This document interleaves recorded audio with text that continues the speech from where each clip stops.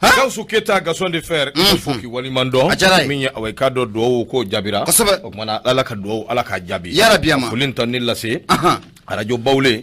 buguni marala radio laydu buguni marala abebe musa kone ko fo professeur siro waraba min ya sama fm yam fulila anga fuliba barakela bay o temene ngo ka buyi so gona danyugo ni fulika kan dambe kene ka bil sumanu ka fu ka wali mando radio min be na be jitigi fm ko fo kolonjeba khalifa kone préfet kwa yelmana ma were blala anola muribu sukuba SNTD anga fuliba sita sidibe ke blaka ka bele commerçant international abefu ka wali mando no ko kan ka radio epifani barakela befu ka be wali mando sala ani wati nura fm sanfe dangu te kulukan ka fm be ni watina no klubana anga fuli anita no be ka nyeshi abela jilima radio so in sanfe membe nura fm away kado membe alikofo onuri jara ka fu ka wali mando ka maga away kado fani eri ko tradi nyama ba ka fana ka fuli away kado ko ke kuma so ngono munumunu ka bula ka fuli ntoni la se la mini kunare no ba wele ko ivoirien burama Kulubali min Sungolo Diallo ni Ablaye Kulubali ambe ni befu ka be walimando ndo min kulukani madame Sissogo Fatim Kulubali anga fo ka walimando nyini me nyine ne odugu me nyine nyine dedu nyine terori kuma chara saw anga fuli bay kulukani kasirani away kado kajatu Sissogo afana foka wali mando kulukani sigila okuma sa kuna funi away kado ansiki kundu yani kadune montru mon fli bolo la bi ni asimun ko ita mon colonel nte ma te sekan done enya juru ka jande yeni bomi niya fa kana jo ala ma kana ngam marki la jere ka ninte montru pia e bolo la bi agba be pia de tegela ai ya foma ndoko kuna shini ne gawsu Kalilu Berti suketa tesa e contesta da te fli gawsu Kalilu Berti lala ni abide na ye nywan soro minye away kado ahotra fa sun yelela fa ki flila fa yelela 3 mai yelela 3 avril do 3 mai do yelela wa filada aya fama okuma sa gawsu Kalilu Berti lala ni abide kala kise kunyana kauka bele kolongono martu e kado kolongono bama martu ba away kado anzige mbe barula anyabe tekaina nguye montru boka blasu kata ako kunga chekwe taingambe bara isada montru nyuma uti tegela ngo montru biso montru bentegela ko kwa yenga montru takana utara do montru la ayeni mboko sirin tegela ngani siri cherela ningoni ningoni ani adani nimbe seljita nimbe ngo nimbe fenfe seljira ko alina jaibi ibitunjila ga miti bisaba ganai wala ala kan ni baba be ko ibi min no fe yo soro kaba aywa mitani kuna funi ndo mi lende panda mba leta lende panda away kado akuma mbe mani nyemani me shi mala bolike yakuba katile alede away kado Union Nationale des Travailleurs du Mali nabe UNTM ko fo a secrétaire général oye alede ko kuma na saminye away kado premier mai ndo kado kafo oye barakela obela jele kan ni sonja doye oyu ka seliye sabla odo tashibla uchama olubike ngaminye away kado adoni kama UNTM secrétaire général ba mimbe no ye yakuba katile yakuba ko ni kumana yakuba ya jira kafo minye away kado ko nyere bichuko makunwashi na kumbalambe mbawla ko sabla transition abe tabulo minga away kado abida hakemina akunwashi ana kumbalambalam binywana sabla mado de domino mbora yoro mata shido veni de nulle part minya away kado ku be ko tege subakoro noni million chama yi kalula ko ye feminne away kado jetike nai akuni ajete mine bay ka fo minya away kado fait du travail obe away kado barakela ko sili oboko fo akuni ni soja sangosa abike jamana ngono mekalo klefolo akodi stratégie la secrétaire général membe nabe Union Nationale des Travailleurs du Mali UNTM nabo ko fo no ye yakuba katile alenne away kado jekulu fembe no lube away kado UNTM na o secrétaire général o bela jele kemba ka nyanzoro ningene nga ikado ka fo ni journaliste akera sibirudo temene yoro membe nabi wele ko bourse du travail o keneka minya away kado yakuba awajatemina dido hakila membe no be PV ko fo minye benga sebenye min temena uni away kado fanga marabo ni nyanje février kalo clé duro san 2020 na kera away kado minye gouvernement de transition ani kado conseil national du patronat ani kado UNTM ni ɲɔgɔn cɛ bɛɛ jɛra ka sɛbɛn bolonɔ kɛ sɛbɛn min na aw ka don lahaliya bi cogo min aw ka don a kuma n'o de kan o bɛɛ tɛmɛnen kɔ ka bɔ yen a y'a jira k'a fɔ ni ala sɔnna a ma don n'a nataw la gɛrɛfu kɔni o bolo dalen don koyi k'a daminɛ ntɛnɛn kalo tile 17 ka taa se juma kalo tile 28 tile 10 baarabura cari o kɔni o bɛna boloda a ko nin ye fɛn ye fɛn min n'a bɛ maa kamana guwa donc ala b'an ko min ne ka taa n ja min anw hakili la k'a fɔ basigi nana kow nɔgɔyara ja min ye aw ka dɔn bɛnja dama o de bɛ jamana sanfɛla la dugumamɔɔw n'a ka di a bɛɛ lajɛlen ka kɛ c'est fini Patrick b'a ko a ko 1er mai 2021 o kɔni aw ka dɔn ɲɛnajɛ ye min a tako 2nan kɛra ka se bɛn ni aw ka dɔn coronavirus ko ye n'a bɛ covid 19 n'a b'o ko fɔ o de siratigɛ la Shaka Yakuba Katile Yakuba ale y'a ɲini aw ka dɔn baarakɛlaw fɛ bɛɛ k'i jagasiri bɛɛ k'i jandu yɛrɛ la abana ka ja n'i bɛ fɛn fɛn min kɛ jadon yɛrɛ la o kɔrɔ ko kɔni aw ka dɔn ko o ka ɲi kosɛbɛ a ko kuma na sa min nin ko bɛɛ ye n'aw y'a hakili to aw yɛrɛ la Yakuba Katile aw ka dɔn a y'a jira k'a fɔ 2021 ale kɔni aw ka dɔn INTM o y'o bila hakilina min na o de ye k'a fɔ baarakɛlaw kisili ani ka dɔn min ye baarakɛlaw ka lakanali a n'a ɲɔgɔnna caman kɛrɛnkɛrɛnnenya la min ye anw ka sɔrɔsiw n'a bɛ faamaw ko fɔ a ko de siratigɛ la k'a daminɛ kɔrɔn fɛ ka na camancɛ fɛ fo min ye aw ka dɔn an bɛ yɔrɔnin min na bi a k'olu tɛ jɛ n'a ye cogo si la baarakɛla denmisɛnnin dɔw bɛ yen olu bɛ bila ka taa nin yɔrɔ ninnu na u laban a bɛ gɛlɛyaw sɔrɔ ko tɛmɛnen kɔ ka bɔ yen faama yɛrɛ n'o b'an ka sɔrɔsiw ko fɔ k'olu yɛrɛ bɛ taabolo min kan a caman bɛ i b'a sɔrɔ fandandenw de don cogoya t'u ye u danbɛ aw ka dɔn sisi la taa ni kisɛ o bɛ suru ka sɛgɛn ani waati bamanciwaleya tigilama dɔw bɛ yen minnu ka siratiko la dɔw ko jihadisiw dɔw ko terrorisiw dɔw ko rebelliw ninnu kɔni bɛ ka wuli k'u seko n'u dɔnko bɛɛ lamaga ka ɲɛsin an ka nin maa kofɔlen ninnu ma a ko kuma jagoya don hakili jigin ka kɛ tasibila ka kɛ ka ɲɛsin ninnu ma o tɛmɛnen kɔ secrétaire général min filɛ n'a bɛ INTM n'a b'o ko fɔ min ye aw ka dɔn Yakuba Katile a y'a jira k'a fɔ fɛn dɔ bɛ yen ko nin tiɲɛ don lakanabaliya ni fɛnw bɛ yen ko nka k'o kana kɛ sababu ye an ka ɲinɛ nin fɛn in kɔ dɛ fɛn in bɛ mun ko fɔ o ye jamana in aw ka dɔn gɛlɛya min bɛ a la a ko jamana in gɛlɛya bilama ko maa tɛ se ka jɛ n'a ye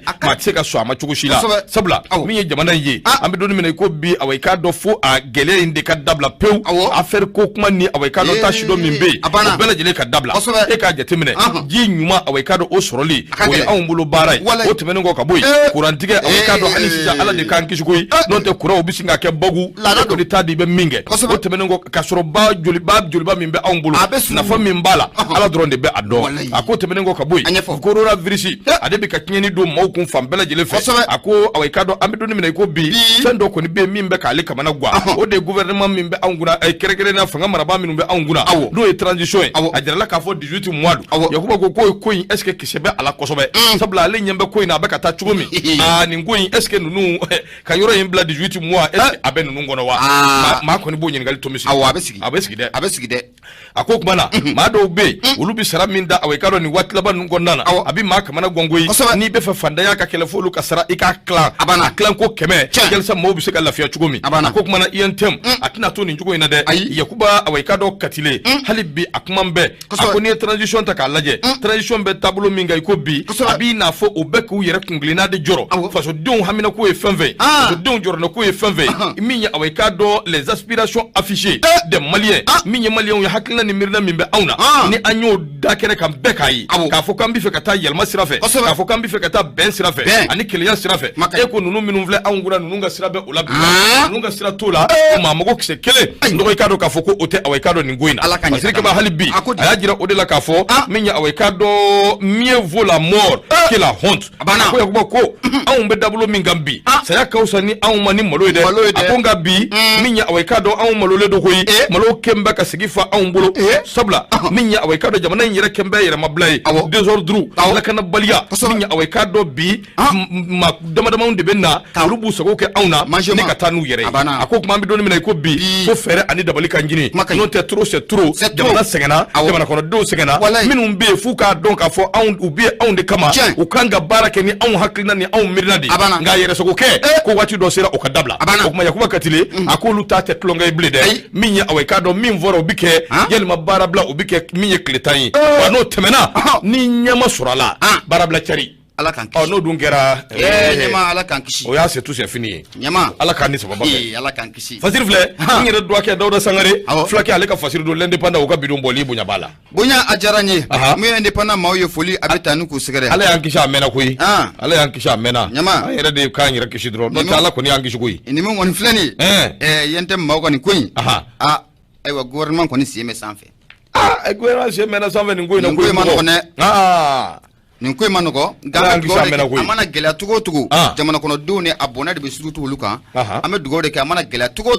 foka be u ka nonu nyancha la aka problème de ni quoi c'est dit vous voulez les changements vous ne voulez pas souffrir o fara ka gela sade nyama tiara la anto fede ko yel makake out fait ka out fait kala ka washi ako da kila droit na masumalen de bitaka sika ko il faut accepter de souffrir souvent abidje ni fendo de fendo ka soro awo no makatinya no makatinya no aywa ala kanya kadama bashite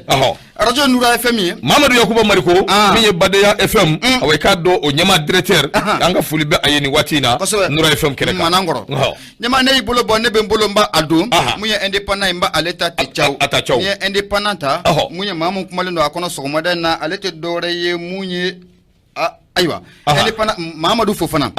Fofana ale kalim kalatigi ayira ka fako munye mobili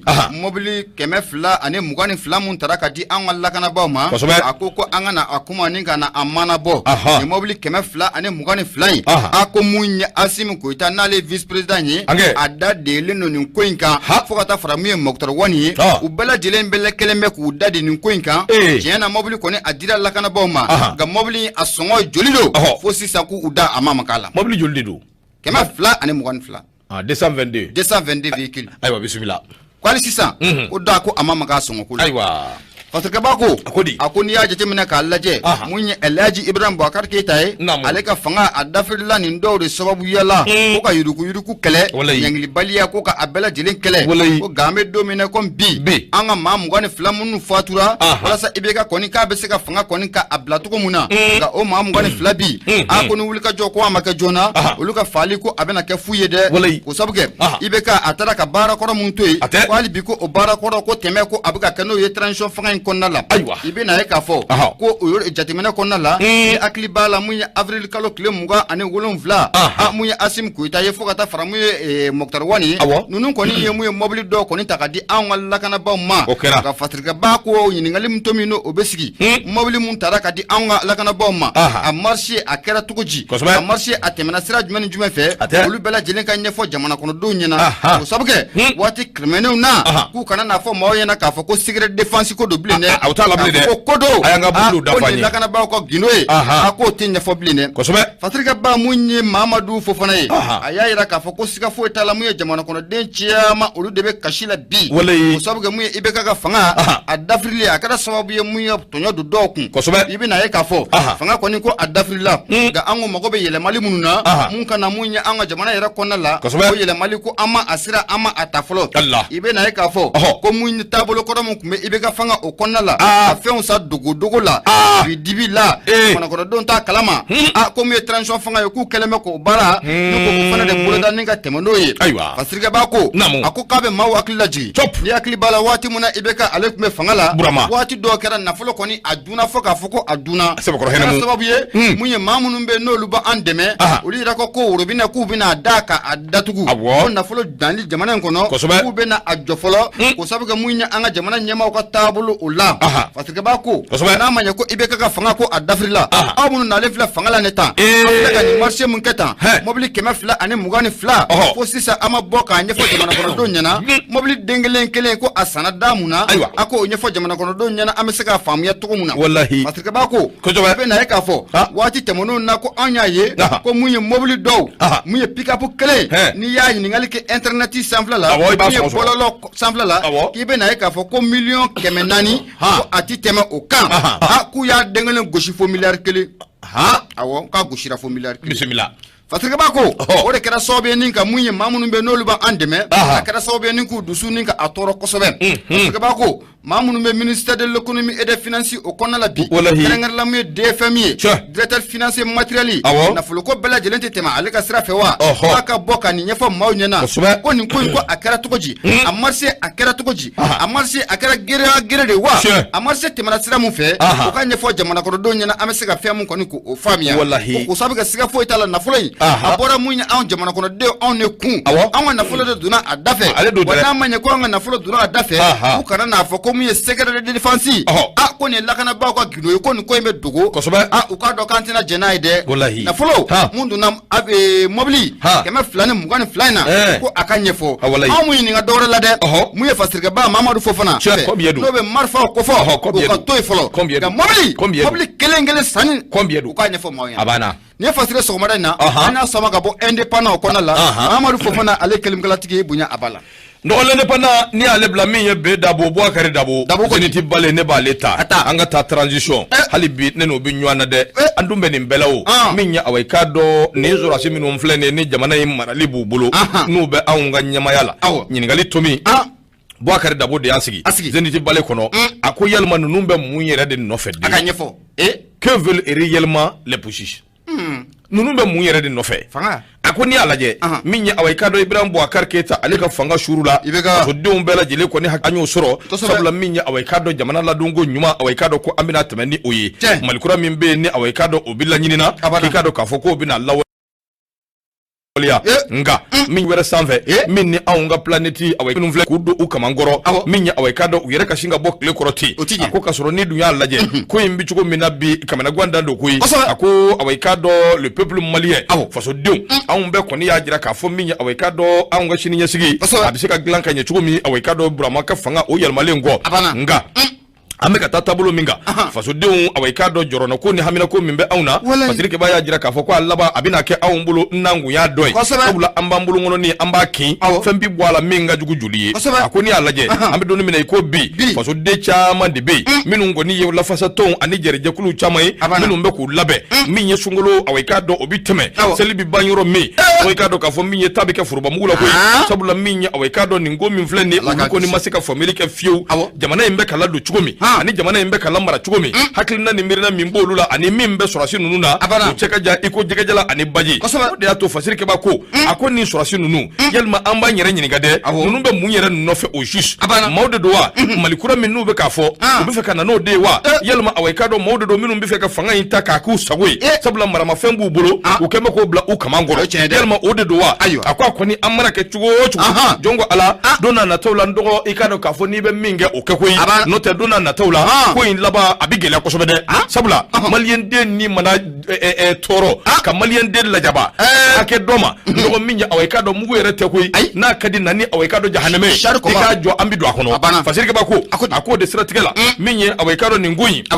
yalsa kaseka fura surala transition akanga boni hakilina ni mirina minu na bula akanga bola koy la transition doit sortir du mensonge ngalo njugu kango toy minya awaikado kata awaikado kunglina mimbe ni antita mingo ka toko ukajenai minya awaikado jakulu fanfambe nubu se ka doke jamana kula ukajenai ka bewole ni beka je ka barake mimbe se ka malijo ka mbalijo min tajo no be trike chuko mi ka triketi minya jamana aka avancer nga benyambala kono dibitane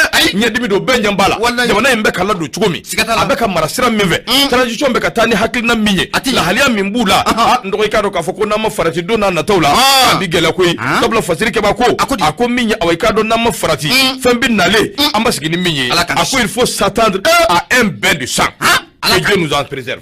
anga sigina ka fo joli anga nyambla abe shurude ay bon ni mbede be aundala c'est-à-dire nere est-ce que souvent là souvent ni malien ere souvent biski ki miridro ba fodron c'est-à-dire ala mi daunga c'est bien quoi awa c'est bien ça na kakan quoi c'est-à-dire mi mbeka daunga ni billahi ni ene nyinga ne ba unga na kakan parce que nous on ne sait même pas ce qu'on veut jamana dangu minga ça va pas insécurité santé éducation courant à nulle part yoroshite bisika ko ça va yoromi ni mi wula ki jode di ko de arashi bachi de yam fe de mais jamana bi jonol o yiwa ay anti kanu la sa on veut aller à l'essentiel aw be mo ko kele de bi ambe jamana ko la be mo ko kele la fantan ku nyele ko yi de anga nyaw yele de akololo be jigin fantan ku nyaw yele parce que akololo be jigan fandan de ka wala be jigan de te kulun kuna o te kulun jula c'est eux qui sont de tout le temps utilisés fandani kule ka baraka na aklina wi efle bi machiti don walay nefle machiti ni don sabla ne fa madili ka ke ministre baba mo ke madili ka ke ministre mburuju ere la ke ministre madili ka boala personne donc matine don mais minu yere be minu yu ka bendiaw ke o faw ye minu suru ka shiniya su fa be kayde ku ja uma ka yu ja olu bi se ka mun kele ke fandaw yi foshi olu ma o te gela era don yere e mana malion yere gringiri ni panga purtila mi révolutionnaire no fandaw ni fa olu chama be révolution ni fa ngeke arasa no fandaw ya abada mama be se ka olu baba we minu nduma o donde tia c'est-à-dire que il faut pas qu'anga yere tu anga utiliser quoi il faut qu'anga nyele tuma do quoi abana on est utilisé anton te koy c'est-à-dire ces gens là plan sugu bebu bulu ku yere dom bla ni nyogon che ka essayer ka na manipuler ko fu no lu bi nyogon yi c'est-à-dire a plan dama min bubula tu compte ka ba mais et pourtant le pays ça va pas abana tout le monde sait que ça va pas c'est bien tout essentiel bien tout ni n'a fera to ka min voler flene il faut s'attendre à un bain de sang ala kan kishi e ma bi se ka fɛn fu la ala kan kishi wa an filɛ taabolo mun fana la ni tan ɲama an bɛ farati dangan na dɛ ndo an bɛ farati dangan la sungalo dabo ego sungalo mana tɛmɛ kan to tan a ma ɲi dɛ an bɛ farati dangan na dɛ bɛɛ dabo a ko u k'a bila u kunna fanga tɛ awɔ i ka dɔn maliyɛn la bouger dɛ abada ka i yɛrɛ kɛ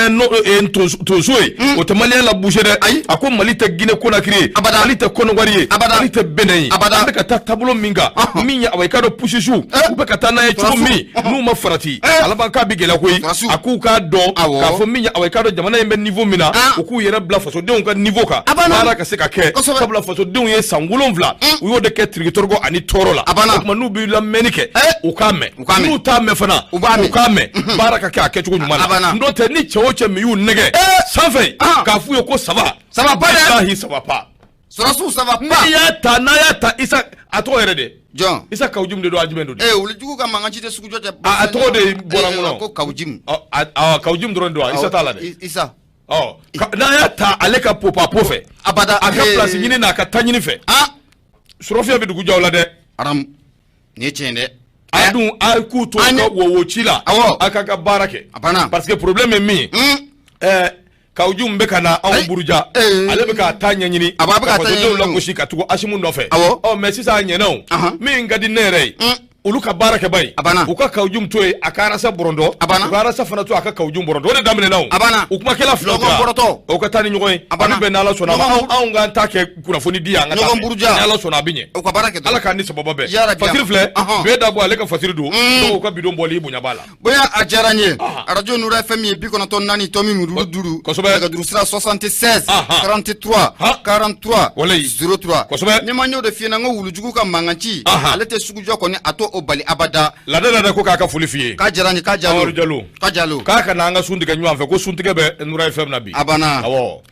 ni waati na lasira nin bɛ bɔ ni ale ye ni ye lasira nin ta maa min kumala kan o de Abdramane Dugure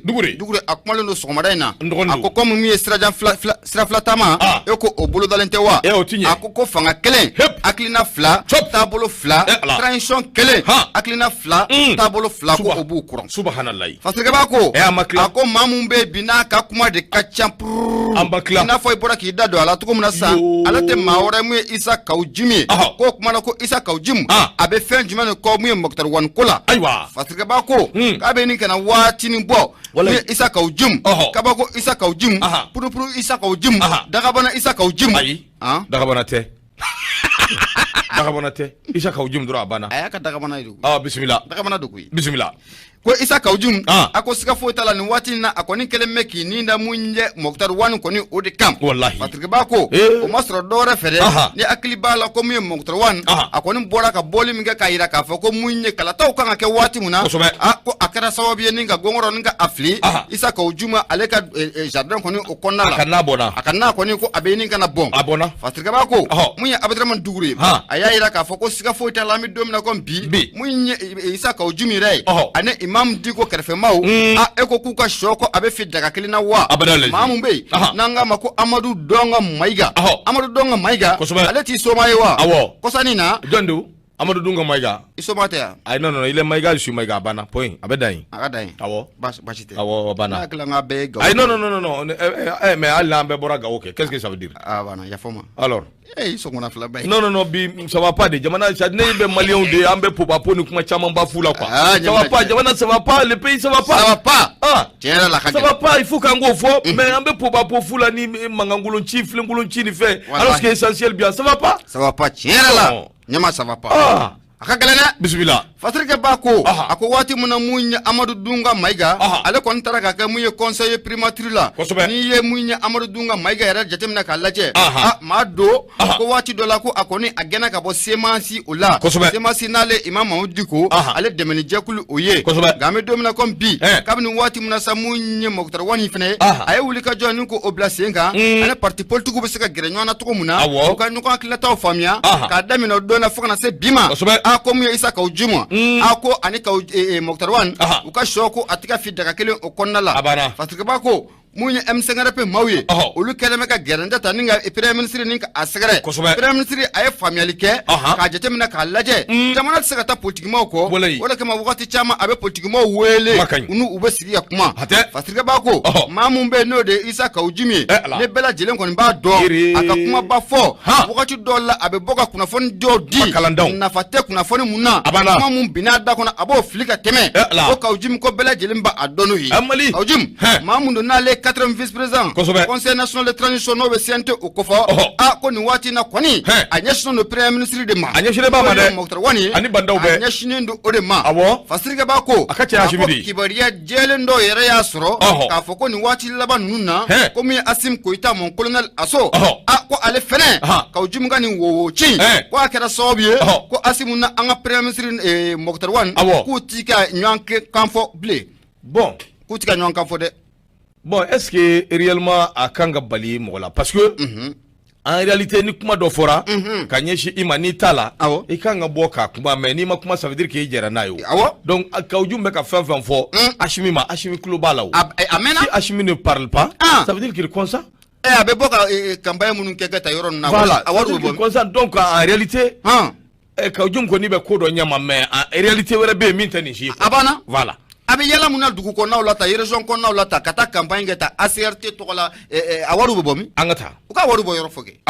nyama fasirke ba ko ga wuli ka joko kaka jona munya anga premier ministre Moktar Wan no oba ale ko fo ko sabga muye kawjumi aye M5RP la gushitia wati laba nuna ka fuko M5RP ko o sara ko o sakuma ko amena gani wati na ko muye kawjumi akeleme ka muye M5RP mau oluka gulugi ko takado akana akeleme ko oluka li akeleme ko ofresira ko remine fasirke ba ko ni dunya jetemina ka laje munye semasi mau ko ni oluko na fenate feka Kaoudjim irayi unyela bi Kaoudjim akoninte dora la koy alila Kaoudjim be seka ka transition fanga ninka a fen tro muna namurai munye fasirga ba munye Abdraman Dugure alibi akumara koy akoko siga fo tala ni yaji demna kalaje be mala dugu ko abeni chefla ni nyonche no be Moktar Wan ane Kaoudjim okofo ko Kaoudjim ame domina kom bigoni kono wuli ka joma ke jona Kaoudjim ko be premier ministre ko de Allahu akbaru kaba ko de manyena ala kani sababa be ami ya fasire so badana anya sama ka bola siran konna la Abdraman Dugure ale kalim klatike bunya abala ndoni Abdraman Dugure ka fasiri bla halibi ne bitani fasiri minya awaika do Muhammad Touré ale kumambe mana sebengono sebe mindangwa mako awaika do soir de bomoko otede ay nouvelle horizon akumambe awaika do ode kono akominya awaika do nyoro shirifuke mbuye tewa asharafu sharafa bilibile yi on a comme l'impression que le régime pose des actes qui sont contre l'islam. Ako niye ko imbuguna tigata ka laje abina fo ko do bina haklina la ka ki ba fo ko min ye fanga min be anguna abeka ko do de kesa minum bita anga dine contre la no be islamia dine nabo ko uka yembla de uka yembla nu ka yembla na fora amvona ko ne anala kalima o ka fomi abana ndo mi aweka do le chef de Nyono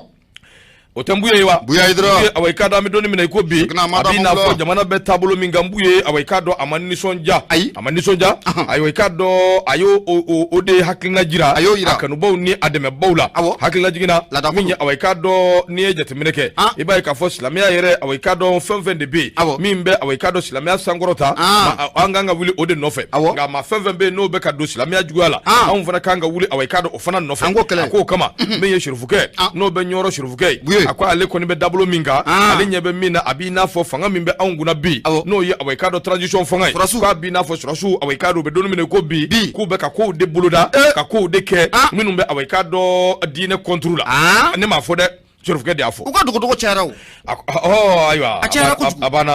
abana kuma nyena ako awekado akafolula minye surfuke nyoro ayajira kafo awekado amidoni mina ko bi kabiri awekado malika independence depuis son indépendance avant yani indépendance yere kase akwekado kafo minye awa dine abelebele okumbe adishiba okumbe kerengere ne ala hali nyoro ikado dishiba do okumbe minu sarale do awekado hali tobu fe kakodo be ka sara ula akote menengo kaboy minya awekado affaire chaman be mimbe dine sirafe akumbe sara olude la awekado abedi olude ma akote menengo kaboy independence nale minye baba murboy aye awekado ufo wali nyumando ukabara keko nyumana abidoni mena iko bi fanga mimbe anguna abina fo kube fe ka dine awekado niko labla abina fo buye awekado ale afo chugomi ayajirula kafo minya awekado ningu inflene nyugu de be nyaga la wulide ko minya amado tumani ture ala ka daro neba awulila awekado dine contrôle ni sugo ndefe luye kangari da ka kuma befo amamme code la famille chugomina ana kunjera mina bela jerele ba kalama amadu go mashila ako kuma na ulube doni mina ko bi uluko ni nyaba chugomina abina fo yelma beka do koula beka tasira dofe sira minne abe awekado mbawo kamana gwa akwa ye misalike muye ako bi minye mbuye ajira kafo awekado ale ko ni kosodanina nyogo ye belebele min no kera min na faraka kera jamana nyama ani dina nyama oni nywanje mbuye ko awekado ale ko ni man na fa ye ala ale makungile na kile yala ale ko ni tura awekado uchugola ni njugo ako kumana amedoni mene ko bi mbuye ko ka fo conclusion jonjon kuna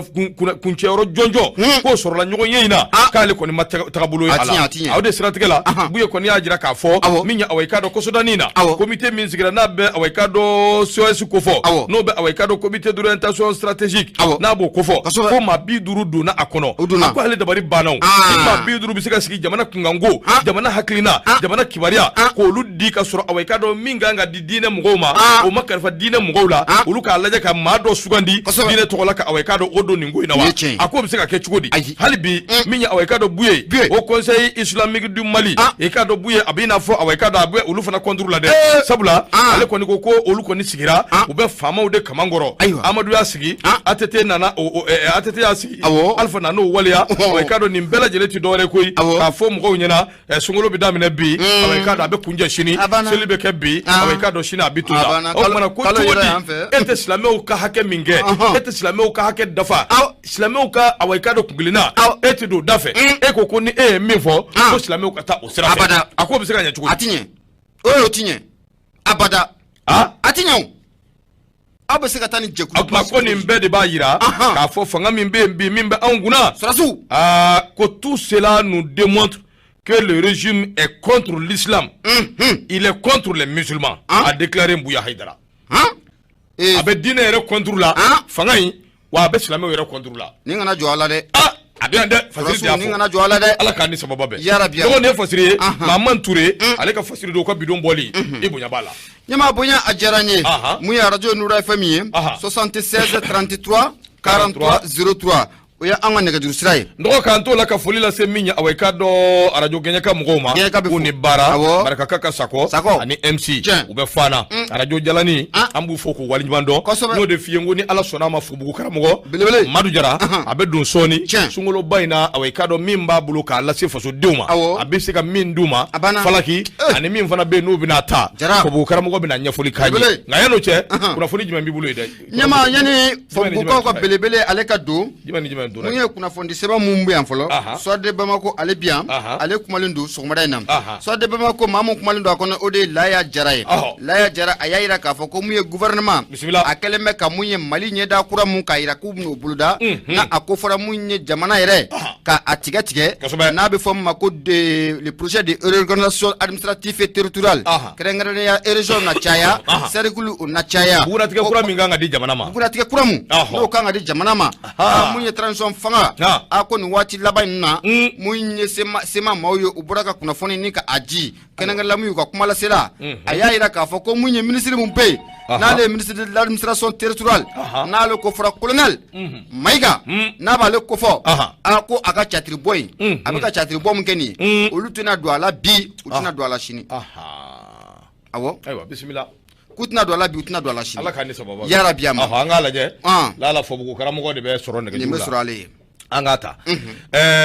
assalamu alaikum wa alaikum salam wa rahmatullahi wa barakatuh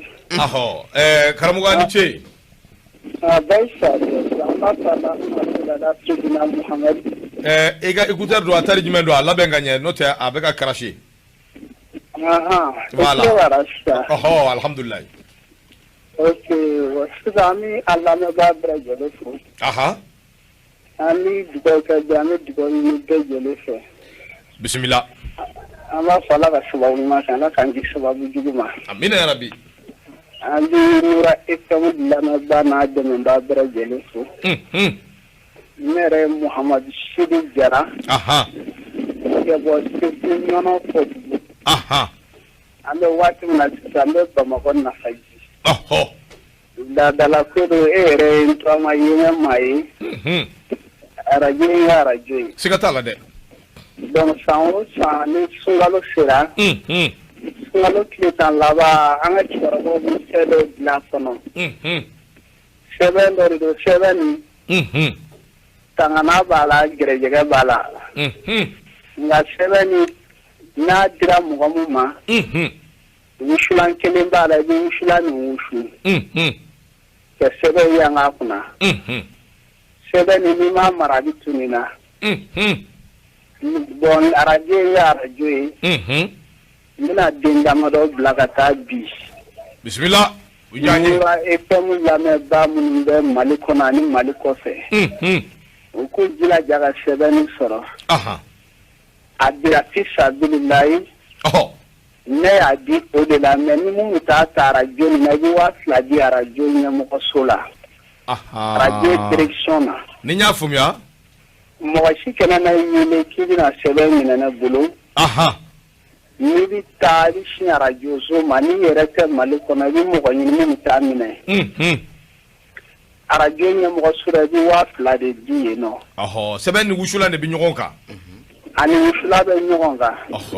bismillah sebe ngolo fitini be to ba wushu awo ni ma sebe mara bi tunina imso mata ide mata bi kana yere na me tunina bi war sallallahu harako de gien fodo Allahu akbar ni o fo mi seguga doni bara moria iba fo ni ala sona de nyona ni ala ko bara kelonde ko sebe abi na fo ni dogotora ni tarase abi analyse de chogo froidi chokorobo bi dalu dini dalu chogo ya deni don ya di arajo ma fi sabilillahi bismillah droma kele kutenye jaranye ngana mu mi ta teger wa fla de di arajo zola o mo kenen fana yele ko mo go be sebenina ko sobe abi la sungalo shuta laba de boni ay bora la sega de la ko sanwara sungalo anga magorobo ga standi do aywa yekma samna Mamadou Sebalamina jaranye ko sobe inshallah ala ka jala amina rabbi amina ni ala sonama asira yanga bon watara amana flodi sebeni asira ga ban to mere te kenaga mai ni ndogani blaga tana ya rajula sisa ne mu mago waraga tara jula ba soro ko flade ni smaira bi ta sura bana man cha plana nye dugo ke nati mama mago nyala ke ni nyada ta amina rabbi moria te mu ni shuke bi dugo de ke ike waka si mama ko nyeno ma aywa bismillah nya me sigi wolo ka de do aywa Mamadou ni ngoni ka fendi Nura FM Nura FM ka ke ka kanu bo janza inshallah me i be min fo kanu bo yesa min be du ma fu fala ki to fani awo ni ere fu fala ki de awo mina yiri do fu nyana mambe maliko na ni be maliko se ni do ko balanza awo balanza ti boku ko no de ni balanza yoro be dugu do dawlo de fe hali mo ko na ko no ni balanza ba do sira dugu do de ma ko sobe bala zan mugu bɛ kɛ to ka ji koli jira n'i tɛ baara la i bɛ baara sɔrɔ ni mɔgɔ b'i jafa n'i ye jafa sira ni wala ka na f'i ye ni jigi tɛ b'i sɔrɔ to k'a kɛ ji k'i kun bon minnu bɛ Mali kɔfɛ kɛrɛnkɛrɛnma olu bɛ kɛ anw dɛmɛ arajo nin na u bɛ maa minnu bɛ u k'a mugu bɔ k'a ci u ma bon n ye sɔrɔtulu fatiw min fɔ don o don to k'a wurudi siɲɛ 100 kosɛbɛ ala barika la dɔ bɛ farinya ɲɔgɔn na fɛn bɛ bɔra Allahumma salli ala sayyidina Muhammadu al-Fatihi lima kulika i bɛ dɔ kulika dira i tɛ taa ɲɛfɛ dɛ cɛ o cɛ ni tugu ala ni tɛ baara la i bɛ baara sɔrɔ ayiwa ala ka ni sɔrɔ i bɛ tira i bɛ jigi sɔrɔ inshallah n b'ale ni balazan di nura ye fɛn maa bɛɛ jɛlen ma e b'a kalama ne ni kuma cɛ a bɛ san 1 fɔ siga t'a la c'est vrai bɛɛ ni cogoya don awɔ n fa ye Sidi Barima Jara ye ɲɔnɔ ayiwa baasi tɛ o fa ye Bali Jara ye siga t'a la o bɛ karamɔgɔ kun ye Ɲaro karamɔgɔ de ye Segu kosɛbɛ Ɲaro karamɔgɔ ne fa de tɔgɔ d'Amura n tɛ mɔgɔ dogolen ye ɲɔnɔ donc n bɛ dugawu kɛ bɛɛ ye ka dugawu ɲini bɛɛ jɛlen fɛ ka tila k'a fɔ ala ka jamana ɲɛma don amina yarabi amin ala ka hinɛ an ka tabaw la amina yarabi ala k'an kisi sababu jugu ma amin arajo min ɲinɛ a bi arajo de la n b'a fɛ yanni san wɛrɛ sunkalo cɛ o k'a sɔrɔ teli dayɛlɛla ala k'o kɛ inshallah n b'o ɲini arajo lamɛnbaa bɛɛ lajɛlen fɛ k'a ɲini ala n'a kɛ a bɛ kira n'a so dure fɛ ni ala ka jɛ inshallah i b'a laharamana sɔlatul fati barika rasɔli muhamɛd wasalim mamadu a diyara an ye kosɛbɛ mamadu n bɛ da in bɛ tigi la ye dɛ a ka d'an ye n'i yɛrɛ bɛ sɔrɔ numéro min na i k'o fɔ an ye awɔ man di ye sanga i b'a fɔ numéro ko kuma ka ca awɔ parce que mɔgɔ bɛ mɔgɔ wele mais u bɛ se ka mɔgɔ tɔɔrɔ dɔɔnin ne ka wurudu fanga ka bon awɔ nka ni minnu b'i vocal kɛ o de lafiya ka bon nka ka whatsapp kɛ kumakan bila anw na whatsapp la d'accord ne ka numéro yɛrɛ Mali numéro awɔ 79 85 85 41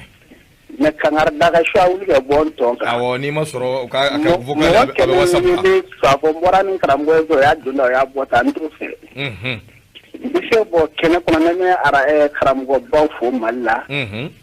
kɛrɛnkɛrɛnma Larabila ni Abibi a y'a seko kɛ Nura Tamu ye wallahi a y'a seko kɛ a n'a fa y'a seko kɛ ne yɛrɛ hali n'a ma dali kɛ ɲɔgɔn ye kosɛbɛ hali n'a tɛ n dɔn wa an bɛ dugawu k'a ye ala ka sini kɛnɛ kalifa n'a yɛrɛ la amina yarabi amin i b'a laharamana sɔlatul fatu barika rasɔli muhamɛd wasalim ala ka dugawu jaabi ayiwa Fatiya an ka tasa kɛ an ka sɔrɔ ka datugu a taara wa Mamadu ka ko ka teli ale ka teli a ka teli dɛ awɔ nin waati in na Mamadu ale taara kosɛbɛ foli o bɛ ta ni k'a sɛgɛrɛ awɔ fabukaw ka belebele ɲɛma an kun faama n'a ma an kun fɔ man ba ma awɔ i k'a dɔn Mamadu nin waati in na awɔ i k'a dɔn a nan bɛɛ an b'a fɔ k'a waleɲuman dɔn k'a ni cɛsiri k'a ni baara ayiwa fɛn in bɛ taabolo min kan a bɛ se ka kɛ e mago t'a la a bɛ se ka kɛ e bolo a t'i nafa nka maa min bɛ yen n'o dan b'a la k'a bɛ se k'ale nafa ayiwa i k'a dɔn o bɛna nɔ fɔ siga t'o la dɛ o kumana sa an bɛ ɲɔgɔn dɛmɛ ni duwawu ni hakilina ɲumanw ani miirina ɲumanw ye ka jɛ k'an ŋaniyaw kɛ kelen ye ni ala sɔnna a ma ɲini fɛn o ka kɛ an bolo sɔrɔ fɛn ye o de ye awɔ i k'a dɔn ko ba ye n'o tɛ cɛw an ka duwawu kɛ belebele in maa min don a dogolen tɛ a dɔnnen don sɛgɛnbagatɔ tɛ Gawusu bɛ ka awɔ i k'a dɔn tamasiyɛn sin k'an ye waati sera o kumana sa min ye awɔ i k'a dɔn an y'a fɔ aw ye ala sɔnna a ma sɔɔni bɛɛ labɛnw bɛ sabati Usa Sumare Yatabari ka misiri Usa Sumare aw bɛ min ye waati bɛɛ a bɛ wajulu la min ye awɔ i k'a dɔn u b'a ka parti ɲɛnamabaw caman tigɛ ka bila Facebook sanfɛ ni ala sɔnna a ma Usa Sumare ale bɛ awɔ i k'a dɔn n'a yan bi a bɛ don yan bi min ye awɔ i k'a dɔn an n'a bɛ jɛ ka sun tigɛ ɲɔgɔn fɛ o kumana sa kanuba ni dɛmɛba fɛn fɛn bɛ yen minnu welelen don suntigɛw labɛnw awɔ i k'a dɔn u bɛ ka sabati ni ala ka jɛ ye ka bɛɛ fo ka bɛɛ ala k'a ni sɔgɔma bɛɛ baasi tɛ ayi ma kuma jugu fɔ i ma kuma jugu fɔ awɔ ala k'a ni sɔgɔma bɛɛ ala k'a ni sɔgɔma bɛɛ min ye awɔ i k'a dɔn hali bi an b'a fɔ limanaw ɲɛna Nura FM an bi yan awɔ i k'a dɔn aw de kama aw ka nisɔndiya min y'aw ka hakilinaw n'aw ka miirinaw an b'a fɔ ɲɛna aw k'u bila ka na di aw ma numéro ye 76 33 43 03 76 33 43 03 waati taara mana Bala Sanogo bɛ fo ka waliman dɔn ka foli ta ni k'a lase Gawusu Keyita ma Sumayila Danbele n'a ka denbaya an b'u fo Boubacar Traoré BT kuma Bala tɔ kelen b'a bolo Facebook bɛ Mamadu Kulubali fa ale bolo ne tɔgɔ ye Mamadu Njamu ye Mayiga